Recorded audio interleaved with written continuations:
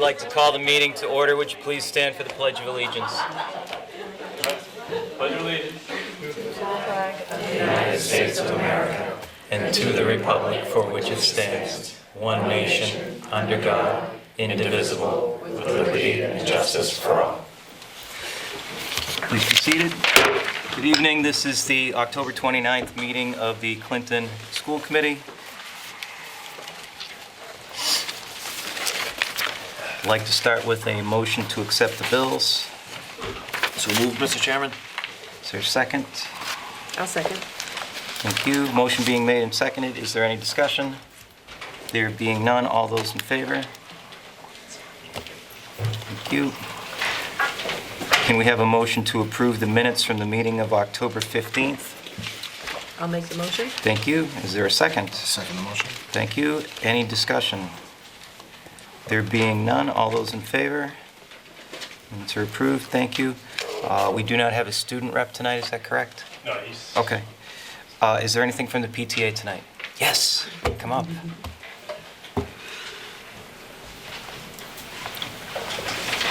Some wonderful posters for you to hang up at school. Fantastic. Hang up your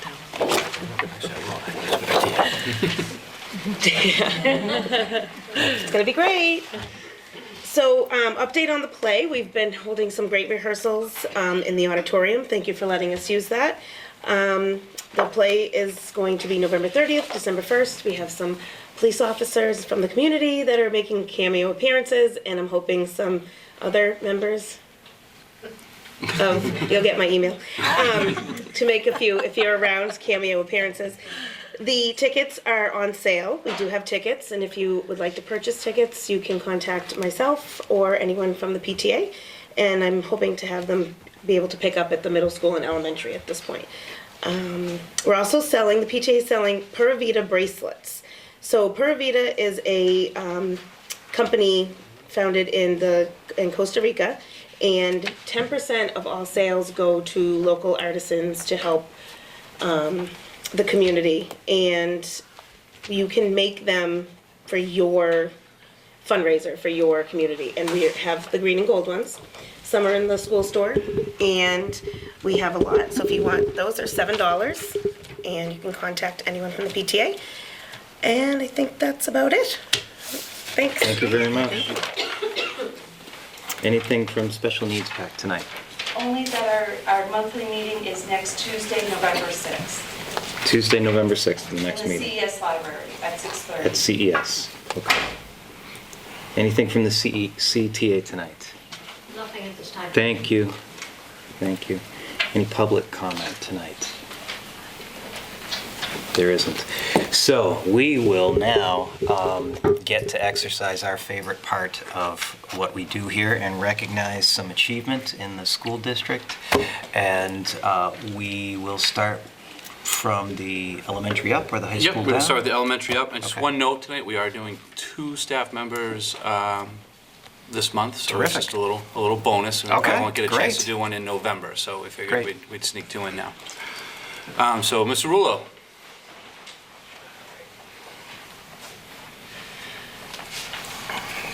Ladies and gentlemen, thank you very much for having us tonight. We are very pleased in order to bring up to you Mr. Armani Infante. Armani, come on up.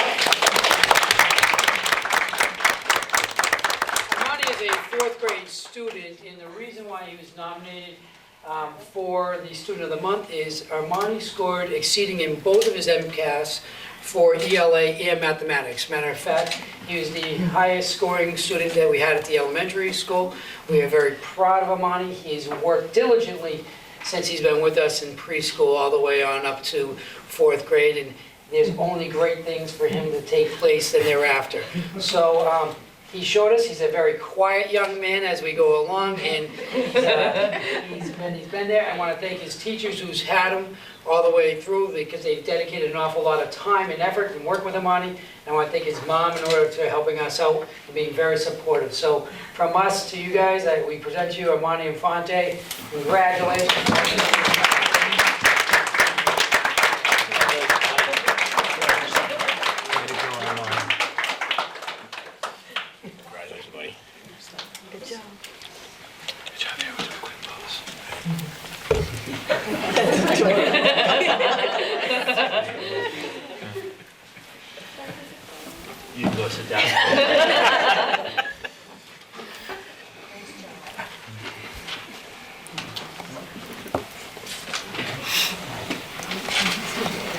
Next, we'll have Mrs. Sargent and Mr. Seed from the middle school.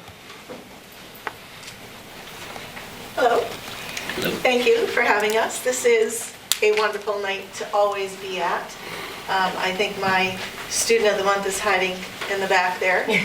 I have to say that when I met Ella as a fifth grader, she was someone that just had so much energy and so much willingness to just help out in any way she can. It didn't matter what you asked her to do, how she had to do it. It was just, I can do it. I can make it happen.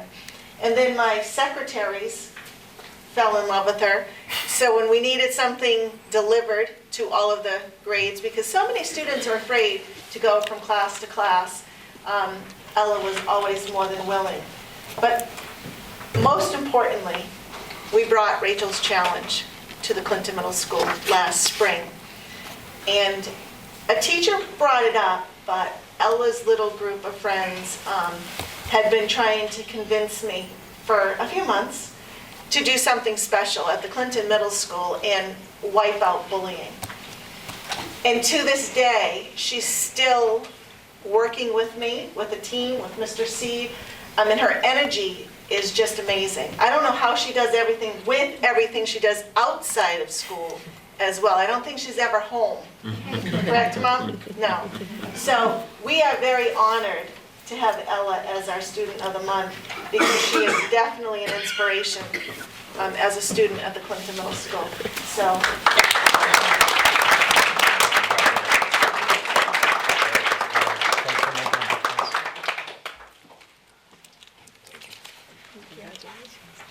Really quick picture.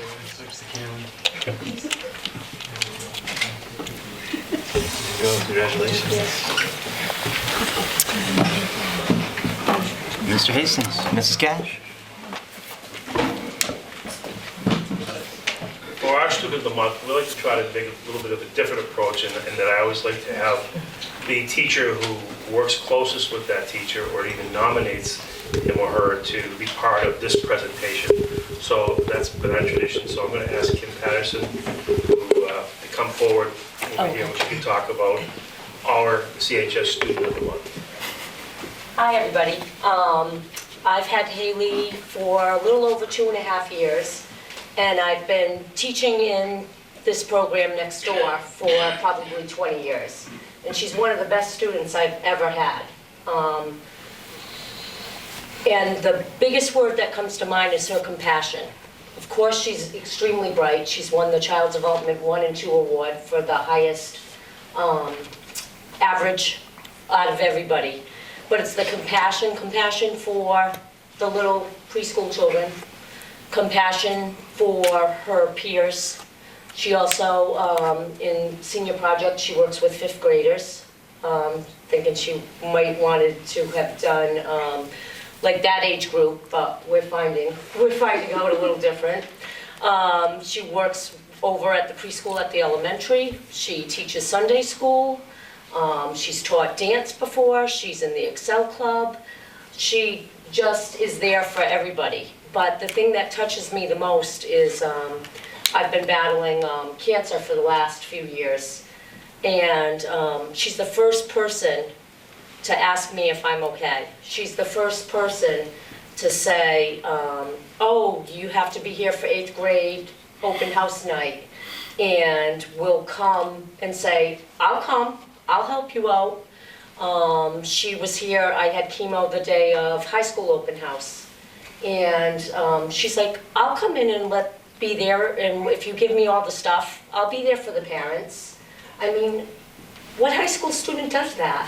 I mean, it's just so caring and kind and respectful that it's amazing. She's also volunteered to help me with NIAC accreditation, which, as all of you, I don't know if you all know, holy moly. I mean, for a high school student, I have a few of them that are going to work together with me as a team. And do you know the stress that takes off just to know that I have other people that care, that are going to work with me with with pulling that together. I mean, I'll be down the superintendent's office, we'll be pulling things on when they spray the grounds. I mean, you have to have everything for that thing. But she's wonderful. In my 20 years, I've never had someone, we got a new textbook version this year. Haley said, "Thank you for getting the new textbook, it's much better than..." Who says that? She actually reads the textbook, it's amazing, you know? But I just want to say, it's, you know, she's exceedingly bright, but it's the kindness and the caring and the compassion that we need in this world today with the way everything's going in the world. So I want to just say I'm just pleased to present Haley as Student of the Month for...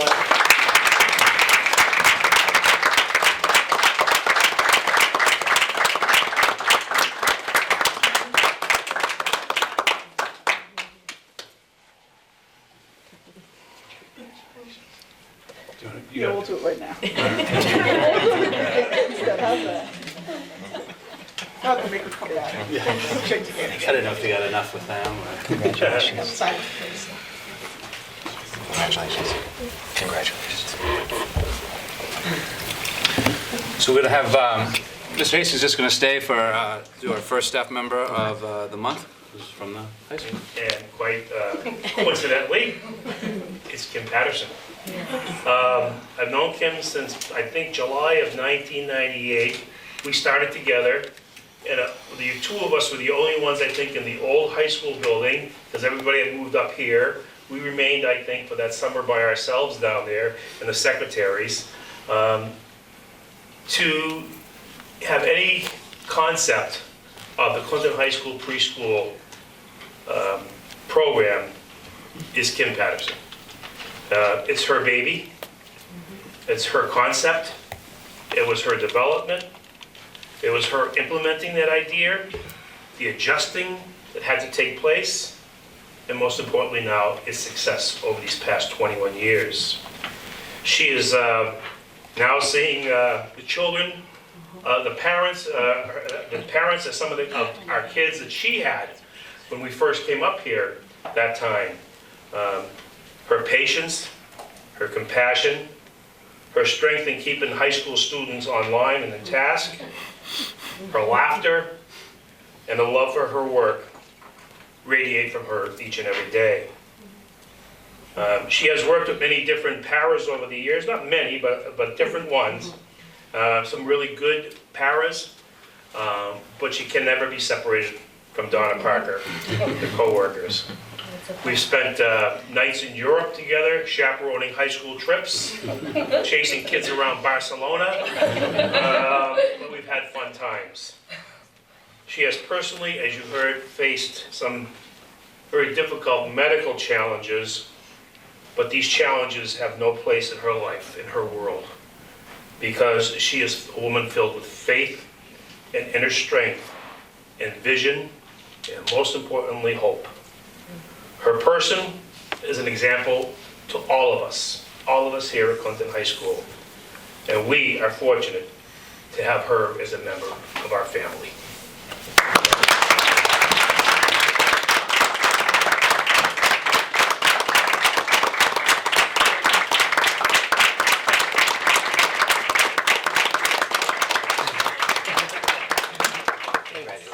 Thank you. Thank you. Thank you. Thank you. Yeah, you got an official photo. I'm gonna take home the flash. I'm going to do that shit. Thank you. Jared. Oh, there we Good go. bag, there you go. Sergeant? And Mr. Rullo, yes, actually, yes. Going share this. Oh, we can't follow Q, it's not easy. Yeah. Push it first. No. You keep doing that. Our employee of the month, her and I go way back. And nothing is ever too big or too small. I've never ever heard her say no Even if it was something I know that she absolutely didn't really want to do, she's not going to disappoint because she knows it's usually or always for kids first. So this past spring, after all the jobs she's had in the district and all the different rooms she's been in the different buildings she's jumped back and forth from, I had to do it one more time.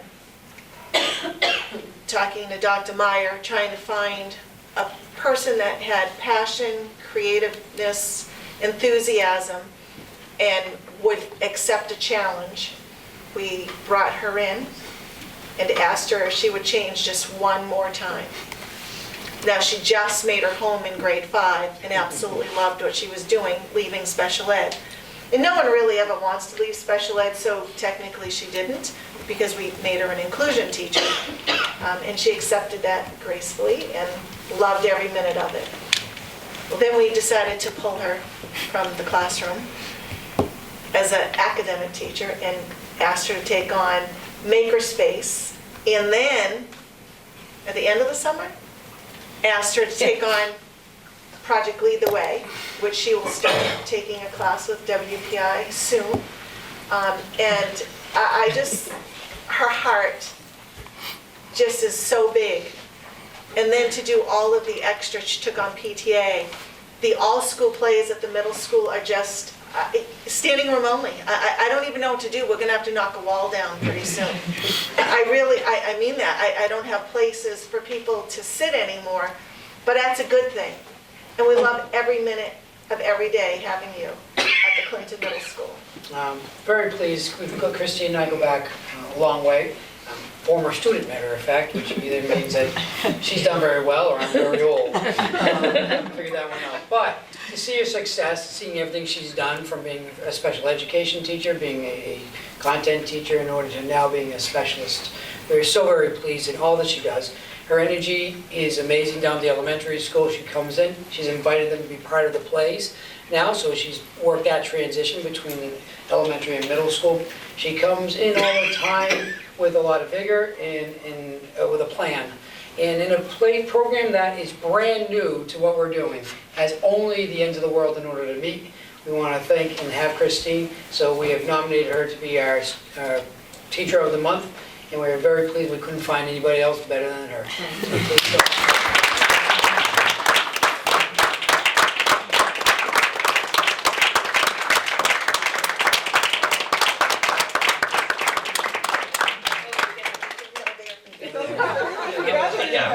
If you want to be with them, that's fine. I guess I can just put this bag in the box.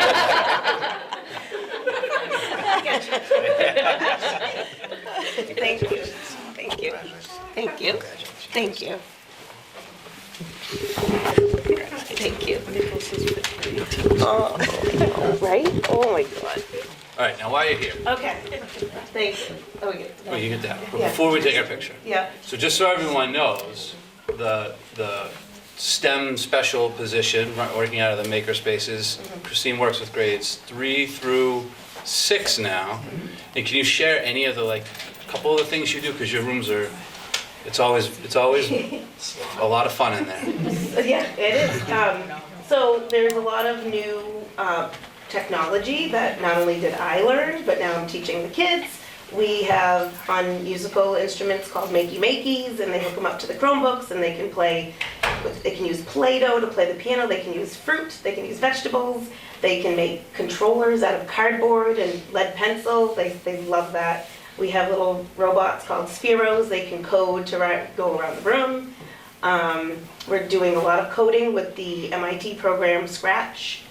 Thank God for sixth graders that know a little bit more than I do when I say, what's going on here? Thank you.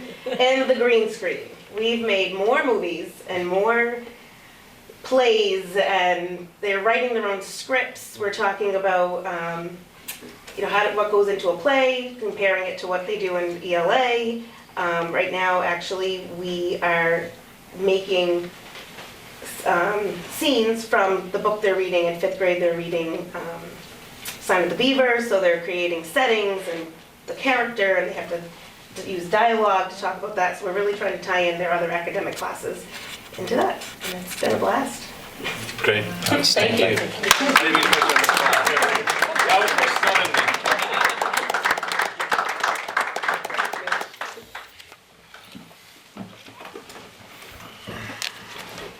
This is why this is our favorite meeting of the month.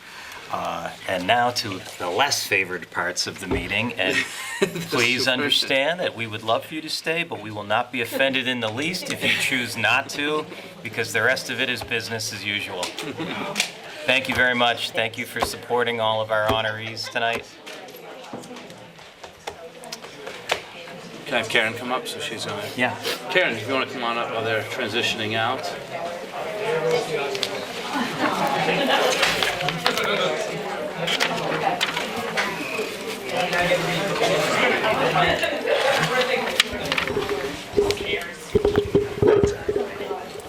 Yeah, put that one right there, and that one can stay there. So we've been working to try to get as much as we can encumbered in our budget. I think a budget document is much more meaningful when you have everything fully encumbered and you can see that. So I know that Karen's been working really hard to try to look at our current special ed placements, transportation, our salaries, and just try to make sure that all gets encumbered. It's not perfect. We'll always keep tweaking those. I think there's a couple, there's still some information we're still even waiting on because we haven't even gotten a bill yet from some of the vendors. So we're waiting to kind of extrapolate that out to full encumbrances. But it's a good start here in the first quarter to kind of get a snapshot of where we stand right now. And so I figure I'll let Karen, I know, has some notes she wants to just share with you as we go through this budget report. Okay, so this is the first quarter of FY19. The expenditures are through September 30th, 2018. The year-to-date expenditures, you'll see the first report here is all the expenditures with some notes for you. And on the last page at the bottom, you'll see the totals that I'm going to be going over. So the year-to-date expenditures thus far are $3,562,721. Of the total budget for FY19 is $22,817,623. So 16% of the budget has been expended. The year-to-date encumbered expenditures thus far are $18,241,177. So that leaves us a budget balance with the encumbered of $1,013,721. As Dr. Meyer said, there still are a few things that I've got to encumber. I'm waiting on a couple of bills to be more accurate, but the bulk of the encumbrances are in. And just one more clarification is that there's nothing has been applied directly to circuit breaker yet. Nothing has been applied to like rental of facilities yet. So this just represents our actual expenditures. Well, expenditures are in there. It's really early in the year, as you all know. There's only one area that I wanted to note of an area to watch, and that's the repair and maintenance of buildings, which has consistently always been one of those areas that we have to watch. As of 9:30, we're already in the negatives of $38,892. You probably noticed in the warrant tonight that there was another $17,853,000 invoice, bringing us to negative $56,745. We did end the year with $80,000, $135 remaining in our rental of facilities revolving account. And at budget time, we had already accounted that $43,000 of our expenditures were going to be paid by that account. We have not used that account yet. So even though we are in the negatives, we still have that money in the rental of facilities. Just to give you an idea of the rental of facilities for FY18, we received $52,730 of revenue. So I expect it's going to be similar this year. All right, so you do have a little bit of leeway there. Some of the large repairs this year thus far was the middle school had an HVAC system repair. That was $28,126. That's already in there. Is that system, I don't mean to interrupt, isn't that system brand new? Brand new? I mean, and I'm not Right, putting you on I there, know. I mean, wasn't that Some HVAC. Yeah. like a year ago? The air I mean, conditioning one? Yeah. Yeah. It's relatively new. Yeah. We already gonna sink 28 grand into it? What happened? I mean, you guys aren't the right people to ask. Russ is. Well, Russ. Like, did Russ, why I like, what started. did Russ? My understanding is that the system that was put in was not necessarily the ideal system for that type of building. And then Right. what had happened is I think they were overworking and there was some sort of like sediment that got into the lines themselves. So they had to basically go and like blow out and clean out all those lines so it could get functional again. So, you know, and I don't know if it was triggered more this year just because of like, we had those crazy warm days when we were coming back to school, we were running it all the time, but you know, that was sort of the indication there. Right. Yeah, that'd be Mars. The other one was, we already knew about, and that's the energy saving upgrades that we were going to have some of the expenditures ourselves. So that was $7,361. So that was the bulk of what that $38,000 was. Anything else on? Okay, just, the facilities account, is that just for the businesses that rent out the central office, or is there other income? Is there other, FLAC rents a couple rooms at the middle school, so majority of the money that comes in is from FLAC, it's from our collaborative, from renting space, yep. Some They of rent the space in field middle school. rental is- Some field rental could go in there, there's a couple other places in the central office already, yeah, The bulk of it is black. yeah. Okay. Anything else on, before you go into the next section? Okay. Then the next area is the circuit breaker. If you go past the schools, you'll hit the circuit breaker.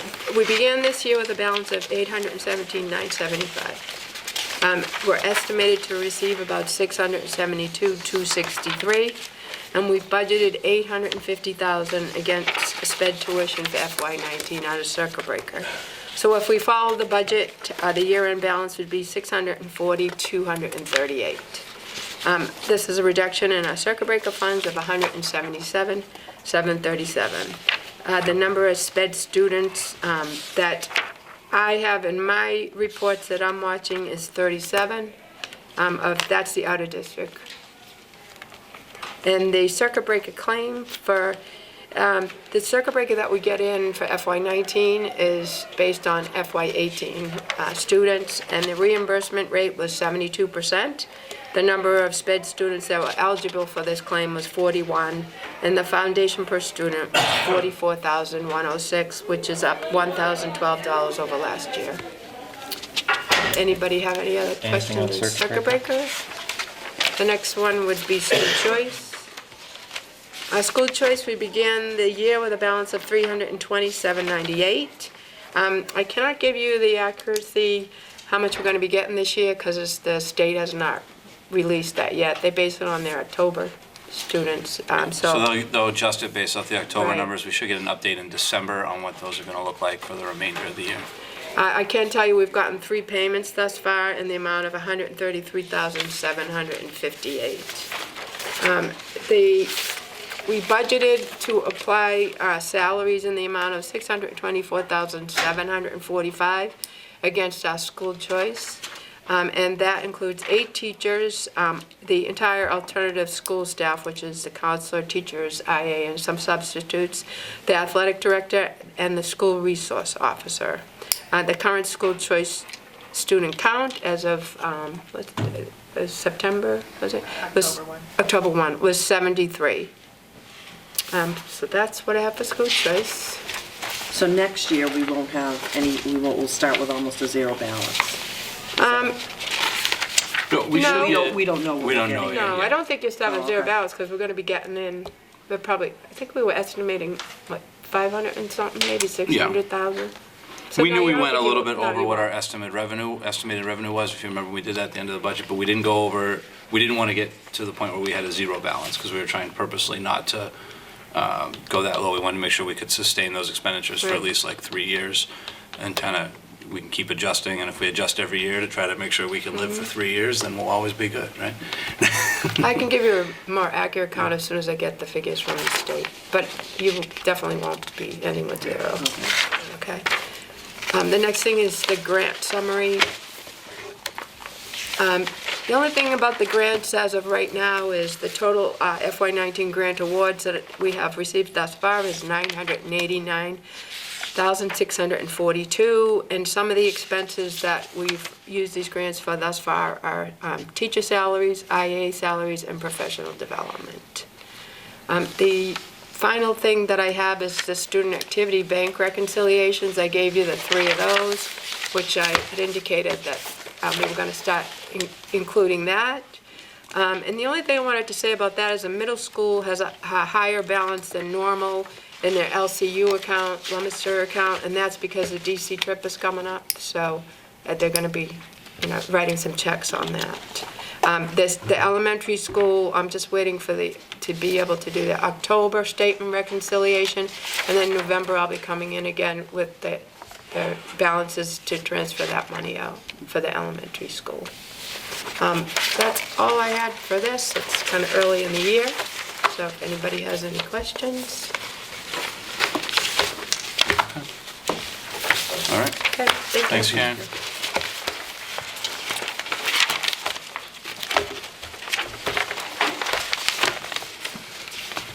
All right, so Director of Human Resource job description is the next agenda item. So there is a job description. It's following. It's in your packet. Might be the last thing in your packet. I'm very close. It's in here somewhere.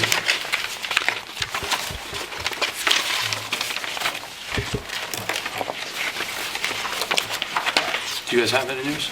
Yeah. I thought I just saw it in mine. Yeah, it's behind the budget stuff. There might be 2 copies of the budget. Yeah. Oh, it's did in it get between the doubled? 2 copies Okay. of the budget. It's in the middle of it. There we go.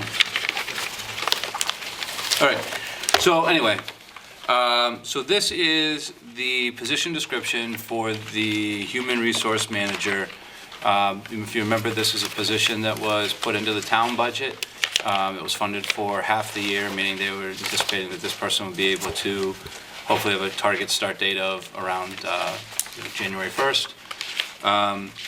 So the Personnel Board has been meeting to look at the job descriptions. I know Mary happens to be on that board. She was also helpful in, she did a lot of legwork, I know, in kind of that capacity and in trying to reach out and getting sample job descriptions from some other schools and towns that kind of have the same position. So the Personnel Board has met. They've reviewed this description. I think the next step is pretty soon. I'm not sure the exact date. The Town Governance Board needs to look at it. The Government Affairs. It's next week. Next week. Is it on my calendar yet? All right. The Government Affairs Committee will meet to look at this job description, and I think then it needs to get final approval from the Personnel Board, correct? And you guys are planning a meeting in that? Yep, and then, so in the meantime, we're trying to get input from the, school committee and selectmen along the way. I think this one is a little less, I think like when we did the Director of Facilities one, which I know I wasn't on board yet for the initial discussions on that, I think there was a lot more nuances to that one because of the sort of the direct managerial relationship and that kind of stuff that you were going to see, and sort of how that interfaced with the existing practices. I think this is something that's a little cleaner. This is something where right now it is kind of, people do have to, it is kind of tricky, right? People have to come and it's a certain question they ask Marilyn. If it's a different question, we have to send them up to town hall and just trying to do that kind of stuff. And I think that, looking to get someone who's, more of a true expert in human resources, who's trained in that, is current on all the laws, would just help the town and our employees, I think, from a variety of aspects. So I don't know if you have any specific questions or concerns on that job description, if you've been able to read it yet. Are you going to be on the hiring board or the search? It's going to be you and Mike Ward, or is it? Yeah, I think we discussed, it was probably me, Mike, and I think the personnel board might have a representation, you said, on the I hiring think they'll committee. have a search committee. Yeah, They'll report directly you'll to the represent. teacher. yeah, I would be on there. And I'm sure if we wanted to, I mean, I could see if there's gonna be, when they're forming the search committee, so like supervisor responsibility, it's the same idea, it kind of works under the general direction of the town administrator and school superintendent. So it's another one of those kind of like joint reports, so I'm sure it would be one of those things similar to the director of facilities, where we'd set up like a search committee. We might be able to have, if there's gonna be like a selectman representative on that, we can make sure we can try to get a school committee representative. They might do that for sort of the first round, like we did for that process, and then maybe it's Mike and I for the final round or something like that. But we'll make sure that as that process moves forward. Great.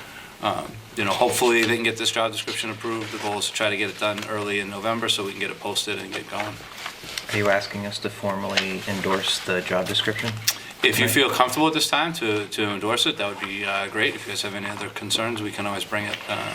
Would anyone like to make a motion to accept the job description, to accept our endorsement of the job description for the search committee? I'll make that motion. Okay. Would anyone like to second that motion? I'll second. Okay. Is there any discussion on the motion before us to accept the job description for the consideration of the search committee? So it sounded like, I'm assuming the payroll position will be reporting to this new position? Yeah, so or- it says that, you know, under supervisor responsibilities, it says the human resource manager shares supervisory oversight of one school employee charged with payroll functions for all school employees. So, so that, you know, and we'll see what the final logistics work out, but yeah, it would probably be, that's really the only person that might have some kind of reporting would be kind of Marilyn's position there. And does the salary for this position, it doesn't come out of the school budget, it's going to be strictly out of the town budget? Right now, that's how it's budgeted, yeah, but it'd probably be part of the chargeback agreement, yeah. Anything else? All right, all those in favor? Any opposed? There being none, unanimous. Thank you. Do you want to, I can pass this back to you. Thank you. All right. Just a quick, it's kind of a teaser athletics update, because I'm just kind of updating you that there's an update coming. Okay. I met with. We'll look forward to that. I met with John Smith earlier in the week, last week, and so he's going to come to our next meeting, which is the November 19th meeting, to give a fall report. So at that time, he'll give some updates on things like participation. We'll give some updates on the revolving account, what that looks like right now with the gate and that kind of stuff. He has done surveys extensive surveys, I think, on lacrosse and those numbers. You know, I've sat down and looked at that data with him. I still think the numbers that we're getting right now would make it very difficult for us to start our own program.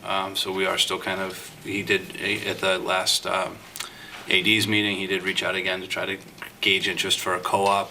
We know we do have a couple students, in particular at the high school level, who are very interested in lacrosse. We're trying to see if we can find a home for them. And then, you know, so he'll give a little more of an update on those items. But I just figured I would just let you know that we've, you know, I've been meeting with them, and we'll get more of a formal update for you with a fall update at the next meeting. The December 3rd meeting, there's no issue with.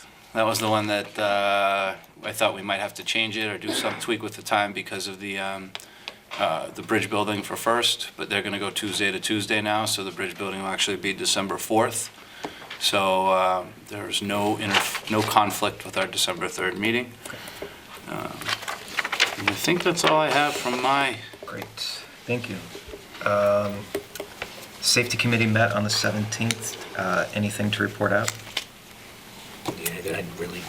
No, I mean, I know we discussed a date that we're eyeing to try to do our kind of a day of the lockdown drills.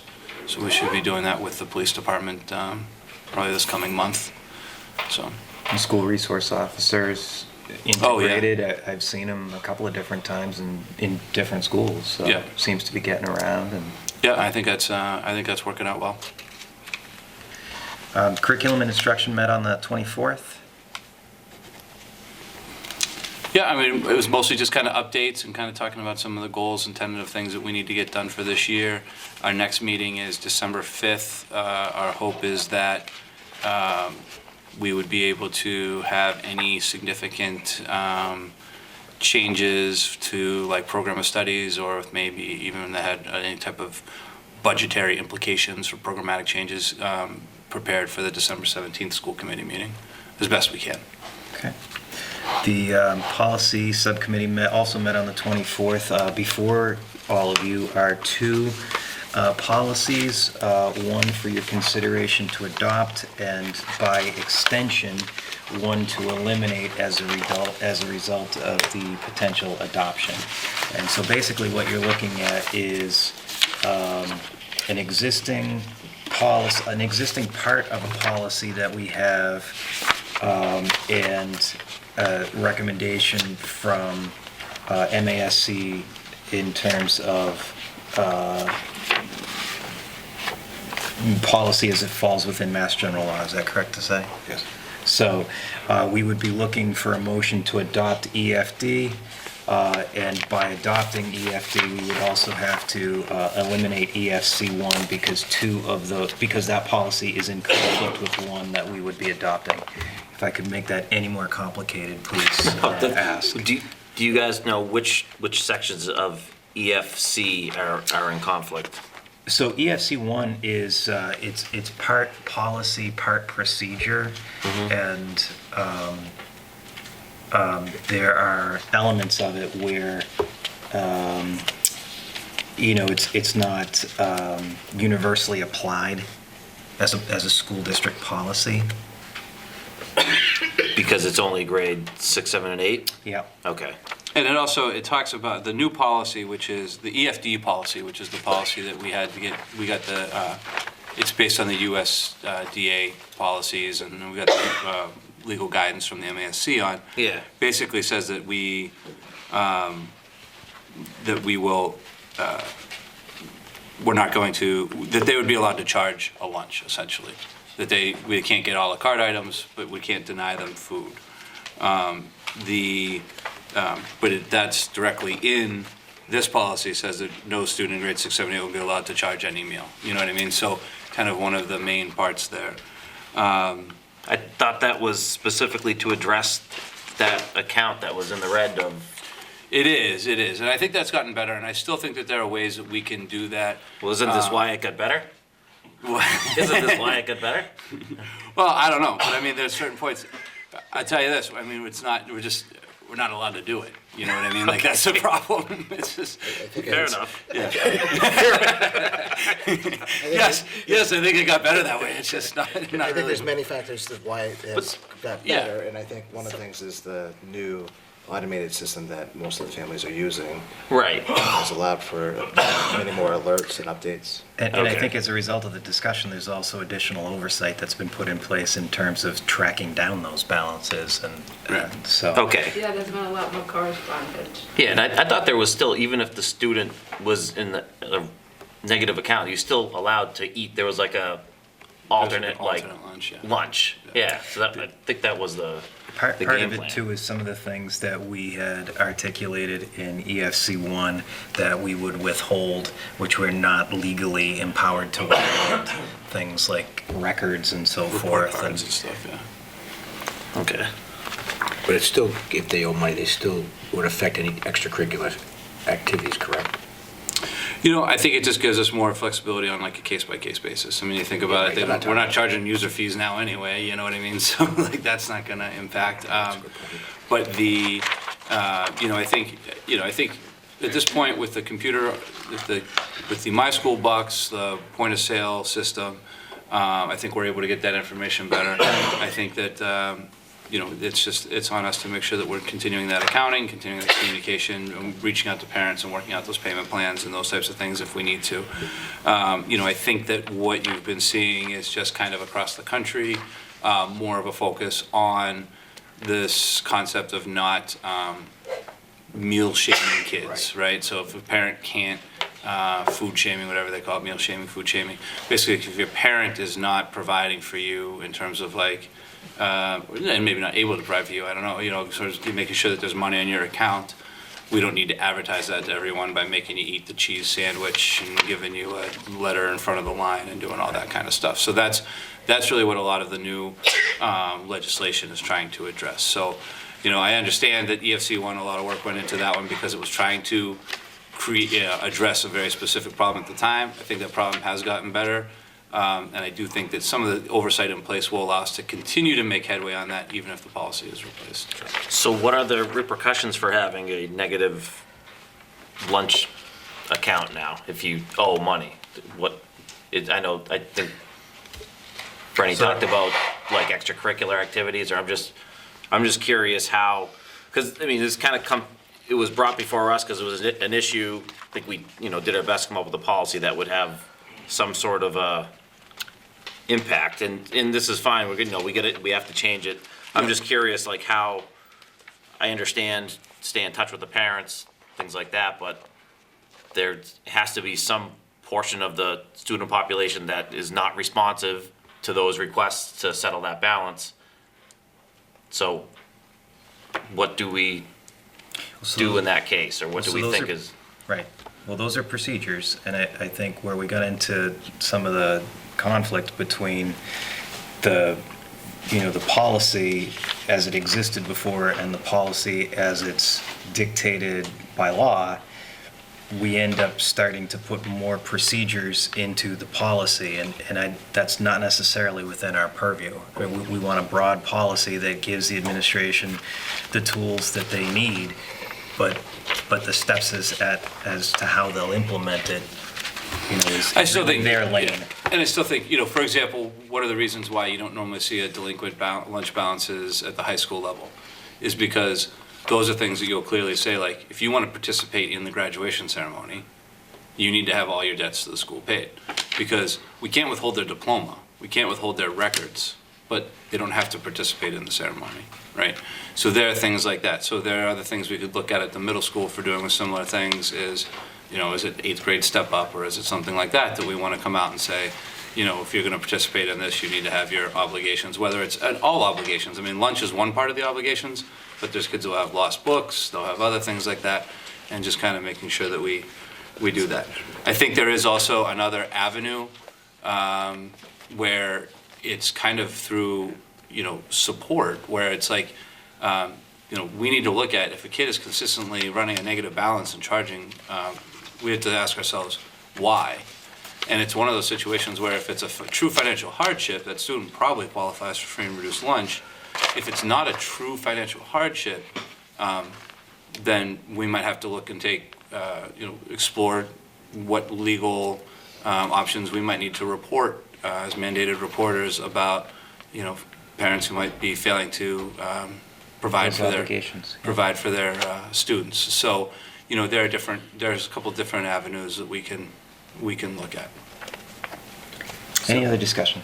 If I'm reading this right, it says the Clinton School Committee will provide a meal to students who forget or lose their lunch money. Yeah, we. Is that how we want that to read?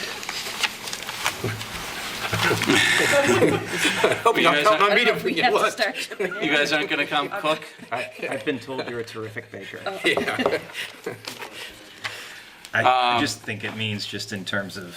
That's your policy, the school committee's policy is that they're gonna provide the meal. Yeah, I don't think you don't literally have to provide the meal, but.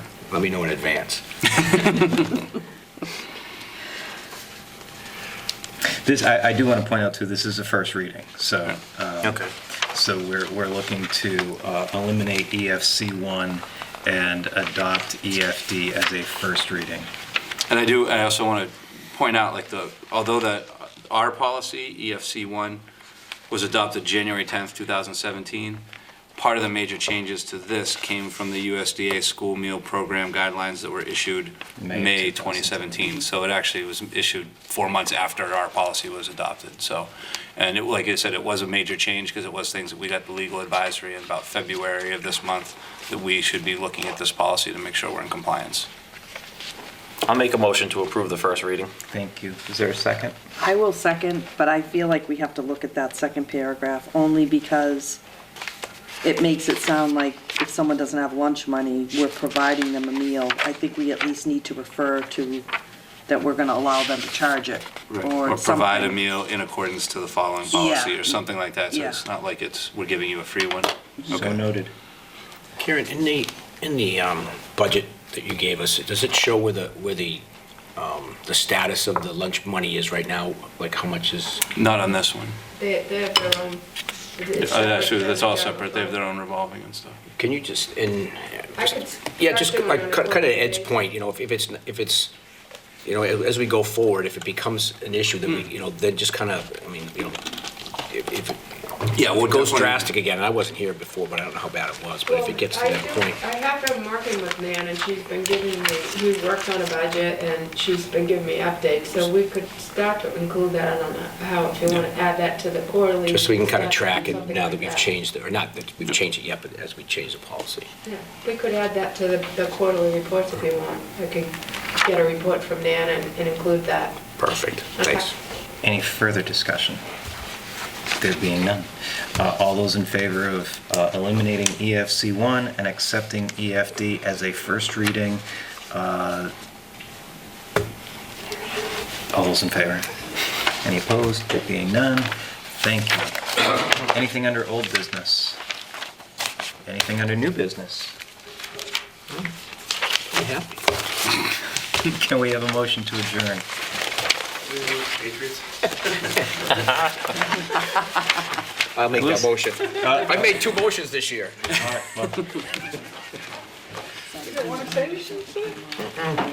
We stand adjourned. Thank you. No, I don't, I'm just.